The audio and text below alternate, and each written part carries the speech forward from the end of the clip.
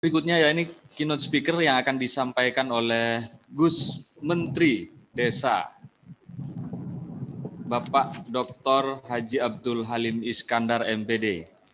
Kami undang Bapak Menteri untuk menyampaikan paparannya. Assalamualaikum warahmatullahi wabarakatuh. Waalaikumsalam. Bismillah, alhamdulillah, wassalatu wassalamu ala rasulillah, la hawla wa la quwata illa billah. Allahumma sholli wa sallim wa barik ala sayyidina Muhammad wa ala alihi wa sahbihi ajma'in. Yang kita banggakan dan kita cintai, Bapak Bupati Pamekasan, yang kabarnya hari ini lagi di Jakarta.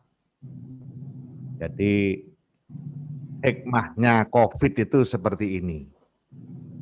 Pak Bupati Pamekasan di Jakarta ikut webinar, sementara saya lagi posisi di Jombang, bisa ikut webinar juga. Nah, kemudian Pak Sekda malah di perjalanan, luar biasa ini. Makanya suasana yang tidak diharapkan dengan pandemi COVID-19, ternyata tetap saja Allah memberikan hikmah. Coba kalau nggak ada COVID, mungkin ya hikmah yang lain kita dapatkan, misalnya kita bisa bersama-sama di Kabupaten Pamekasan, tapi tidak semua bisa hadir seperti saat ini. Atau kegiatan ini menjadi tertunda karena Pak Bupati harus di Jakarta, saya di Jombang, Pak Sekda di jalan, akhirnya kegiatan nggak jadi. Terima kasih Pak Sekda yang telah menyampaikan dan menyelenggarakan kegiatan ini. Juga Pak Dr. Kadarisman, Ketua DRD Pamekasan, yang tentu memberikan kontribusi yang luar biasa bagi pembangunan Pamekasan, dan seluruh peserta webinar yang hadir, yang tidak bisa saya sebut satu persatu tanpa mengurangi rasa hormat saya.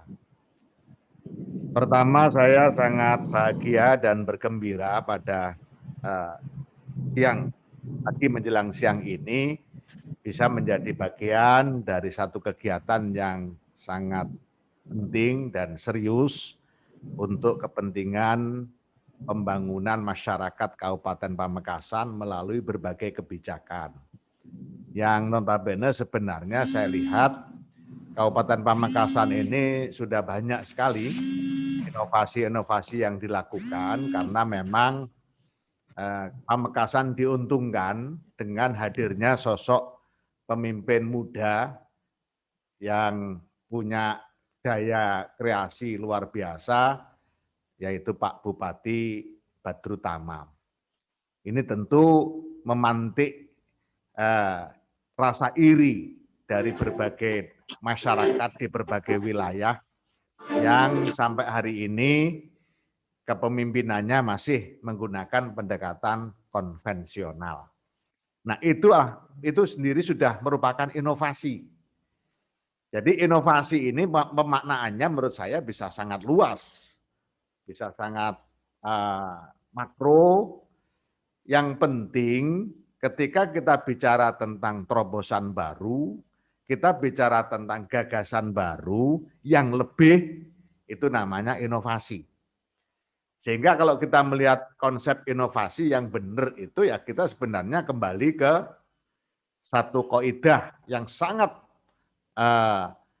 familiar di Madura, dengan dituangkan juga dengan bahasa Madura, al-muhafadzatu alal qadimi sholih wal akhdhu bil jadidil aslah. Mengambil sesuatu yang baru yang lebih baik, itu adalah konsep dasar inovasi.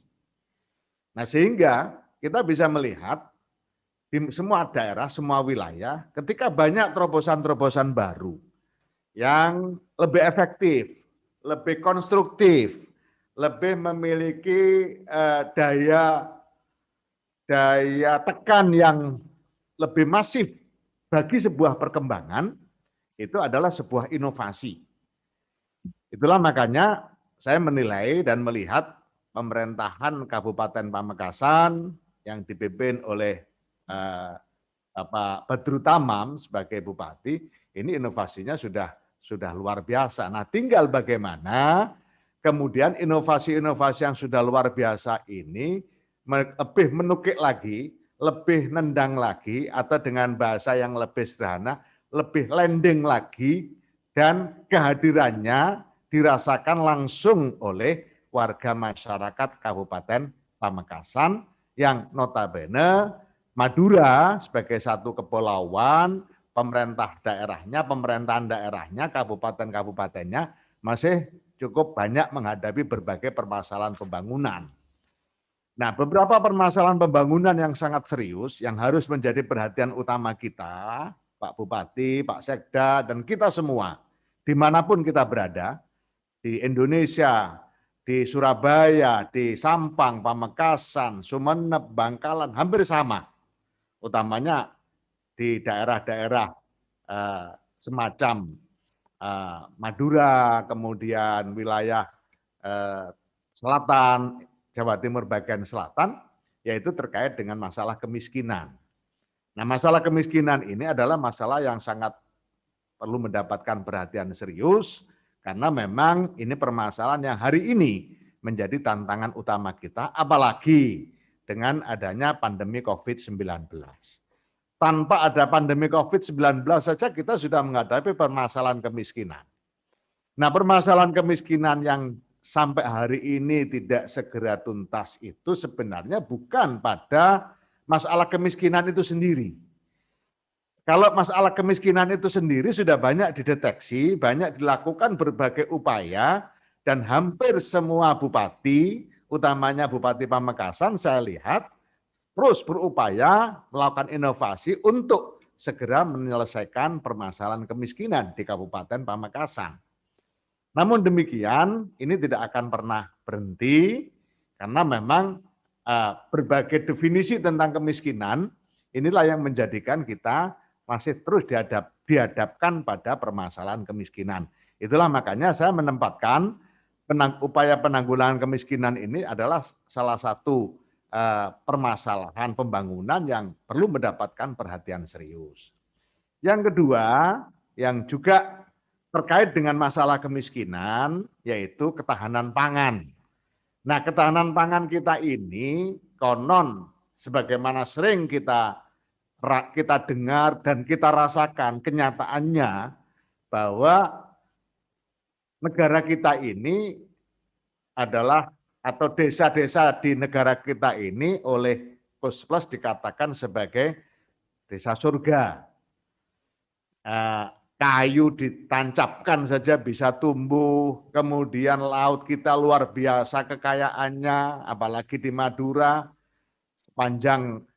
sepanjang pulau itu kiri kanannya laut, berbagai potensi luar biasa ada di Madura, kemudian pertanian kita juga luar biasa, tapi permasalahan ketahanan pangan dan kalau kita mau lebih jauh lagi kemandirian pangan itu masih menjadi permasalahan yang serius dalam pembangunan dan harus menjadi perhatian kita.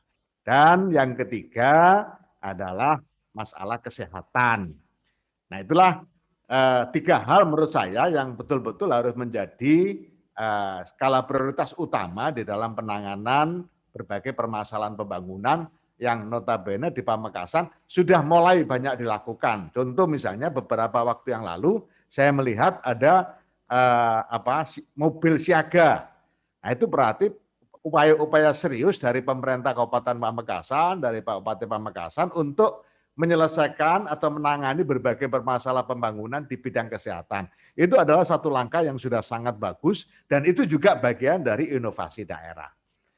Nah, terkait dengan semua itu, Bapak Ibu, Pak Bupati, Pak Sekda, dan Bapak Ibu sekalian, sahabat-sahabat yang hadir di dalam webinar, saya dari Kementerian Desa, Pembangunan Daerah Tertinggal dan Transmigrasi, mencoba mendesain ulang, menata ulang, terkait dengan strategi pembangunan desa, di mana kita harus lebih menyederhanakan lagi diksi-diksi di dalam arah pembangunan desa supaya siapapun dia yang melihat, membaca, dan merasakan sudah bisa membayangkan apa yang harus dilakukan untuk pembangunan desa yang notabene keberhasilan agregat dari pembangunan desa adalah keberhasilan pembangunan daerah.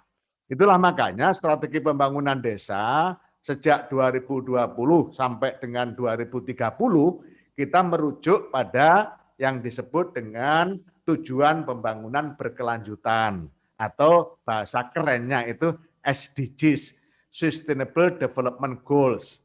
Nah, kalau di Indonesia dituangkan dalam Peraturan Presiden nomor 59 tahun 2017 tentang tujuan pembangunan berkelanjutan. Di sana ada 17 goals dalam upaya untuk mencapai tujuan pembangunan berkelanjutan. Dari situ saya breakdown menjadi SDGs desa.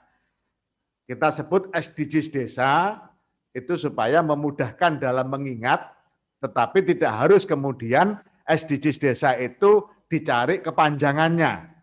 Ya, kita ngomong sederhana saja, apa SDGs desa? Gitu aja, nggak usah ngomong SDGs desa itu apa. Nah, SDGs desa inilah yang hari ini memberikan arah pembangunan di desa dengan berbasis pada dana desa yang merupakan transfer APBN ke desa-desa yang tahun 2021 naik dari 71,9 sekarang 72 triliun untuk tahun 2021.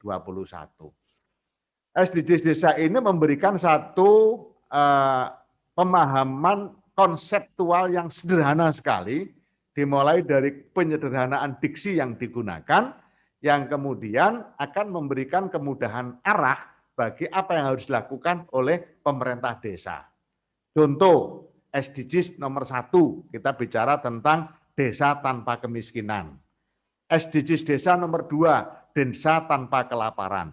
Saya yakin, insya Allah siapapun kepala desanya, siapapun BPD-nya, siapapun perangkat desa, kalau kita bicara tentang arah pembangunan desa adalah desa tanpa kemiskinan dan kelaparan, paling tidak sudah punya gambaran. Oh, kalau target pembangunan kita adalah desa tanpa kemiskinan, desa tanpa kelaparan, berarti bahasa lain yang lebih mudah adalah di desa saya tidak boleh lagi ada orang miskin. Di desa saya tidak boleh lagi ada orang lapar. Nah, inilah penyederhanaan yang saya maksud supaya arah pembangunan itu kemudian menjadi jelas. Apa yang difikirkan oleh Pak Kepala Desa. Kalau Madura itu Pak apa? Lupa saya namanya. Pak Kades itu? Apa Pak Sekda? Pak Kalebun, Pak Klebun. Klebun, ya. Klebun. Apa yang dipikirkan oleh Klebun tentang desanya itu akan sederhana sekali. Bagaimana desa saya nggak ada lagi kemiskinan, bagaimana desa saya tidak ada lagi kelaparan. Nah, untuk mencapai ke sana maka saya harus melakukan A, B, C, 1, 2, 3, 4 yang semuanya itu menuju kepada hilangnya kemiskinan dan hilangnya kelaparan. Nah, termasuk misalnya ketahanan pangan, termasuk misalnya inovasi di dalam pertanian, inovasi di dalam berbagai hal, produksi pangan dan seterusnya. Ada juga SDGs sehat dan desa sehat dan sejahtera. Jadi bahasanya sederhana sekali, desa sehat dan sejahtera. Oh, ini berarti bicara tentang kesehatan. Di Pamekasan sudah ada mobil siaga desa.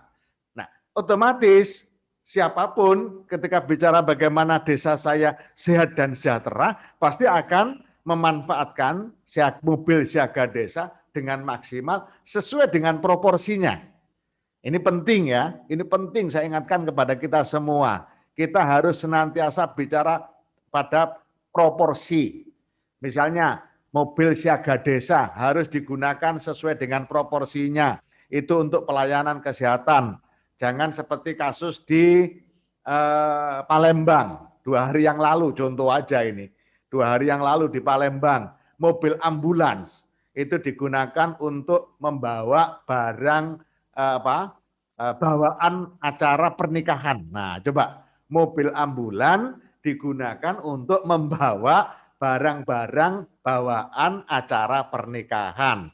Yang membawa pun pakai baju kesehatan itu, baju COVID yang kayak astronot itu. Nah, kemudian ada yang mengetahui, terus di video, terus diviralkan. Wah, jadi pembicaraan yang tidak karu-karuan di mana-mana di dunia maya. Nah, di Pamekasan ada mobil siaga desa, apa-apa namanya, itu yang saya lihat sangat luar biasa. Nah, itu harus digunakan sesuai dengan proporsi yang sebenarnya. Untuk apa? Untuk pelayanan kesehatan. Supaya apa? Supaya desa-desa di Kabupaten Pamekasan menjadi desa sehat dan sejahtera. Nah, itulah kira-kira gambaran yang bisa kita jadikan sebagai referensi untuk membangun inovasi pembangunan di daerah, menciptakan berbagai inovasi pembangunan di daerah berbasis pada tantangan dan permasalahan pembangunan yang hari ini sangat dekat di depan mata kita, banyak sekali, tetapi 3 hal tadi yang saya sebut, yaitu masalah penanggulangan kemiskinan, kemudian masalah ketahanan pangan, dan masalah kesehatan. Nah, saya kira itu yang bisa saya sampaikan untuk prakondisi pemicu diskusi di dalam webinar yang sangat luar biasa ini, dan saya mohon maaf tidak bisa mendampingi secara terus-menerus kegiatan ini. Yang pasti saya ucapkan selamat melaksanakan webinar, sukses selalu, dan jaga kesehatan, jaga jarak, jaga kebersihan, selalu pakai masker, dan jangan lupa hidup harus senantiasa gembira dan bahagia. Jangan mudah stres. Insya Allah itu resep hidup sehat yang saya peroleh dari Bupati Pamekasan, sehingga sampai hari ini Bupati Pamekasan sehat dan masih kelihatan muda. Demikian, mohon maaf, terima kasih. Wallahul muwaffiq ila aqwamit thoriq. Wassalamualaikum warahmatullahi wabarakatuh. Waalaikumsalam warahmatullahi wabarakatuh. Terima kasih Gus Menteri atas paparannya, luar biasa. Tadi juga disampaikan bahwa setelah acara ini Gus Menteri juga punya acara yang lain. Tetapi kalau misalnya masih ada waktu mungkin bisa menemani peserta webinar pada siang menjelang siang ini Gus Menteri. Oh, siap. Ya,